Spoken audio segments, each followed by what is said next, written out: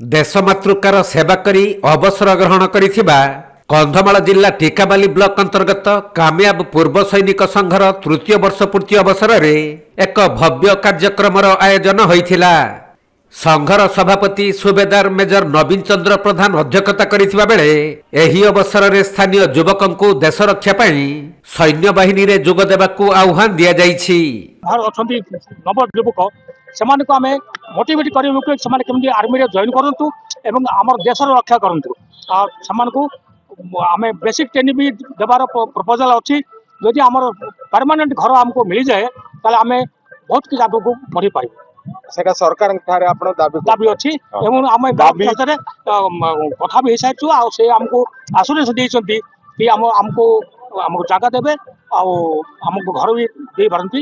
ଏଇ ଚିନ୍ତାରେ ଆମେ ଅଛୁ। ତେବେ ଆୟୋଜିତ ଏହି କାର୍ଯ୍ୟକ୍ରମରେ ଦେଶ ପାଇଁ ଅତୁଳନୀୟ ସେବା ପ୍ରଦାନ କରିଥିବା ବୀର ସୈନିକମାନଙ୍କୁ ସମ୍ମାନିତ କରାଯାଇଥିଲା।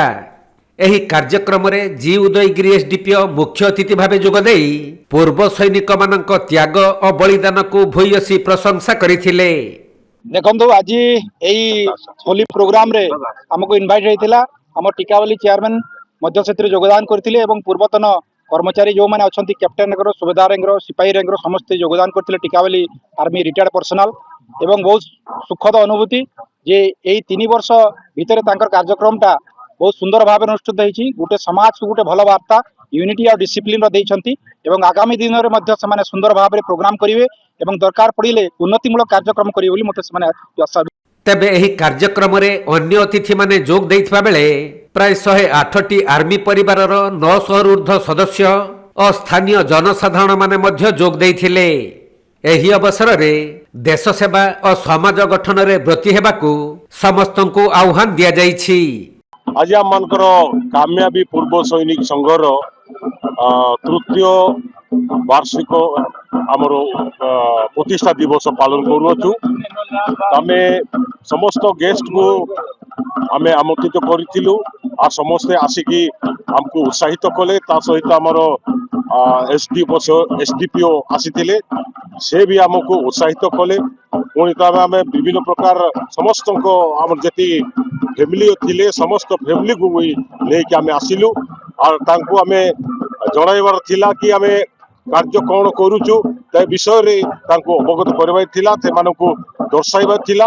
और आज आम दर्शाइलु आम से जानिले कि आज आम कौन काम करुचु देश पाई आम कर सारीचु पूर्ति पुणी एवं बर्तमान आम सामाजिक कार्य आम समस्ते नियोजित अच्छु। आम सामाजिक कार्य समस्त काम करूँ।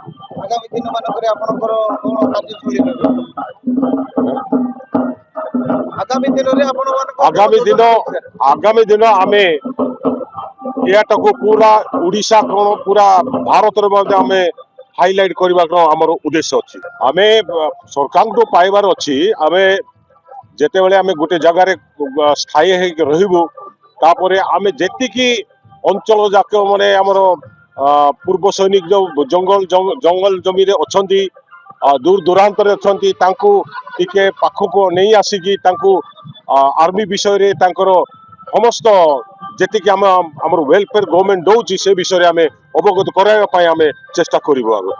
कंधमाल जिला टिकाबाली गणेश नायक रिपोर्ट कोणार्क लाइव।